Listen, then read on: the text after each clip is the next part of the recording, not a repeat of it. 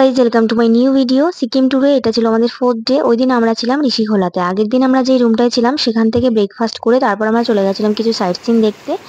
তো সেখান থেকে তারপর আমরা চলে এসেছি ঋষিখোলাতে। রাতটা আমরা ঋষিখোলাতেই কাটাবো। আর এই ঋষিখোলা নদীর পাশেই রয়েছে সব কাঠের তৈরি ঘর। ফার্স্ট টাইম ঝর্ণা থেকে বয়ে যাওয়া পাহাড়ি নদীর ধারে কাঠের তৈরি দোতলা ঘরে থাকবো, তো আলাদাই একটা অনুভূতি। আর আমরা কিন্তু প্রথমে রুমে না গিয়ে চলে গেছিলাম নদীর ধারে। তারপর সুন্দর সুন্দর কয়েকটা ছবি তুলে এখন যাচ্ছি রুমের দিকে। আর রুমে যাওয়ার আগেই সামনে রয়েছে এত বড় একটা বাগান। আর এই যেতে যেতে এই জায়গাটা দেখে আমার সেই ডিসকভারিতে যখন আগে দেখতাম পাহাড়ি জায়গায় সেই ফল মূল পোকামাকড় ধরে খাচ্ছে, এই জায়গাটা দেখে আমার ঠিক তেমনই লাগছিল। পাহাড়ি জায়গায় এসে আমি একটা জিনিস লক্ষ্য করলাম, আমার ফেসটা যেন একটু বেশি গ্লো করছে। আমি কিন্তু মুখে কোনো রকম কোনো মেকআপ করিনি, জাস্ট একটু সিসি ক্রিম আর ব্লাশ দিয়েছি, তাতেই দেখো আমার ফেসটা কত বেশি গ্লো করছে। মানে ঠান্ডায় ফেসটা যেন একটু বেশি শাইন করছে। তো যাই হোক, এখন আমরা যাচ্ছি রুমের দিকে, তারপর আমরা লাঞ্চ করব। আর আমরা না যেই রুমটায় নিয়েছিলাম তার থেকেও ওপরে, মানে পাহাড়ের একটু ওপরের দিকটায় আর কি রুম ছিল। তো আমার সেই রুমগুলোতেই আর কি থাকার ইচ্ছে ছিল, আর ওই রুমগুলোতেই আমাদের দিয়েছিল। বাট কাকির হাঁটুতে ব্যথার জন্য সেই কারণে আর কি অত রুমে ওপর দিকে রুম নেওয়ার জন্য বারণ করে দিয়েছে কাকু। তাই আমাদের আর কি নিচেই আর কি নিয়েছি। আর তাছাড়া যেহেতু আমরা পরপর রুম নিলে কি একটু সুবিধা হয়। তো আমরা আর কি কাকুদের রুমে গিয়ে একটুখানি বসে গল্প টল্প করতে পারি, আড্ডা মারতে পারি। আর তাছাড়া ওদেরও টিফিন দিতে আর কি সন্ধ্যায় যখন টিফিন দেয় বা সকালবেলার দিকে যখন চা দিতে আসে তখন ওদেরও একটু সুবিধা হয়। তো পরপর থাকলে নয়তো আর কি ওপর নিচে করবে, সেই জন্য আর কি আমরা আর কি এই রুমটাতেই পাশাপাশি দুটো রুম নিয়েছিলাম দোতলার ওপরে। আর আমাদের প্রথমে নেওয়ার কথা ছিল হচ্ছে এই পাহাড়ের বাঁ সাইডের দিকটায় ওপরের দিকে যে রুমগুলো ছিল ওইগুলো ভীষণ সুন্দর লাগছিল দেখতে। তো যেহেতু ওই রুমগুলোতে থাকতে পারিনি সেই কারণে আমি লাঞ্চ করে তারপর ওই রুমগুলোর ওখানে গিয়ে অনেক ছবি ভিডিও তুলেছি। ভীষণ সুন্দর লাগছে, ওখান থেকে ভিউটা অনেক সুন্দর আসছিল। আর আমাদের রুমের সামনের থেকে ভিউটা ছিল ঠিক এরকম, ভীষণ সুন্দর লাগছিল। তো যাই হোক, তারপর আমাদের লাগেজ গুলো সব আর কি রেখে দিল। আর বর আর সঞ্জুদা গেছিল হচ্ছে নদীর ধারে। তো আমিও আর কি ওদের পেছনে পেছনে আর কি চলে গেছি। আমি অ্যাকচুয়ালি ভিডিও করার জন্য গেছিলাম, গিয়ে দেখি ওখানে সব কারেন্টের শক দিয়ে দিয়ে মাছ ধরছে। তোমার ভিডিও করা দেখে ওরা বারণ করলো। তো তারপরে আমি লুকিয়ে লুকিয়ে একটু একটু আর কি করেছিলাম। আর আমি যখন লাঞ্চ করছিলাম তখন আমার মানে ফোনে একদমই চার্জ ছিল না, সেই কারণে আর কি ভিডিওটা কন্টিনিউ করতে পারিনি। তো লাঞ্চ করার সময় আর কি ফোনটা চার্জে বসিয়েছিলাম। কিন্তু ভাবলাম তারপরে আর নদীর ধারে গিয়ে আমি ভাবলাম সুন্দর সুন্দর কয়েকটা রিলস ভিডিও করব। এদিকে আমি যে কটা রিলস সেভ করে রেখেছি তা মানে ওই টাইমটায় খুঁজেই পাচ্ছিলাম না।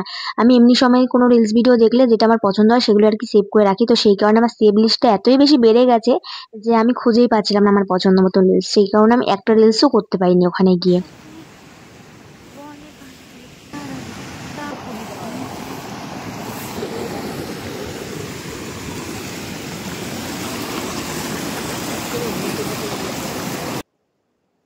আর ভিডিও করতে করতে দেখি পাথরের গায়ে কারা যেন বেশ নাম লিখে থুয়ে দিয়েছে, আই লাভ ইউ শুধু তোমারই জন্য, কত কিছু লিখে থুয়ে দিয়েছে।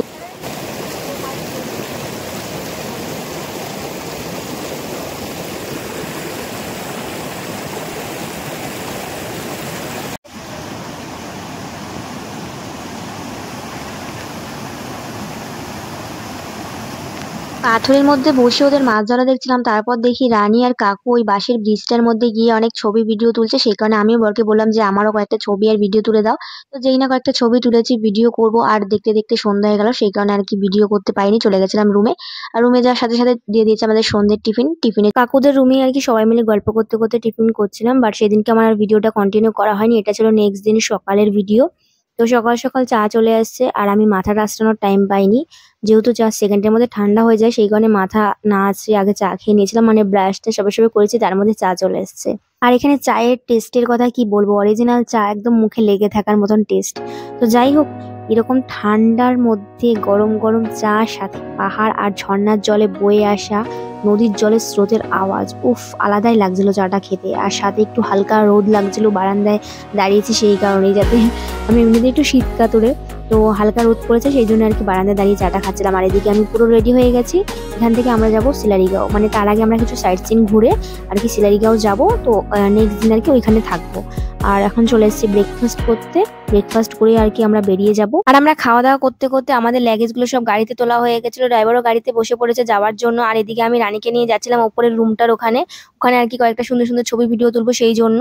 আর এত ওপরে যে সিঁড়ি ভেঙে ওপরে উঠতেই রয়েছে সিঁড়ি আর শেষ হচ্ছে না। রানী তো উঠতেই পারছিল না, ওর পুরো পা ব্যথা হয়ে গেছিল। কিন্তু আমার যখন ছবি বা ভিডিও তুলবো ভাবি তখন আমার এনার্জি লেভেল একদম হাই থাকে। তোমার পা ব্যথা হোক আর যাই হোক, আমার তো তাড়াতাড়ি করে উঠতেই হবে। আর রানী দেখো কতটা নিচে রয়েছে, উঠতেই পারছিল না ও। তো যাই হোক, উপর থেকে কিন্তু খুব সুন্দর একটা ভিউ এসেছিল। মানে যেহেতু অনেকটা উপরে ছিল রুমটা, আর ওখান থেকে এত সুন্দর লাগছিল ভিউটা, কি বলবো, জাস্ট দেখো।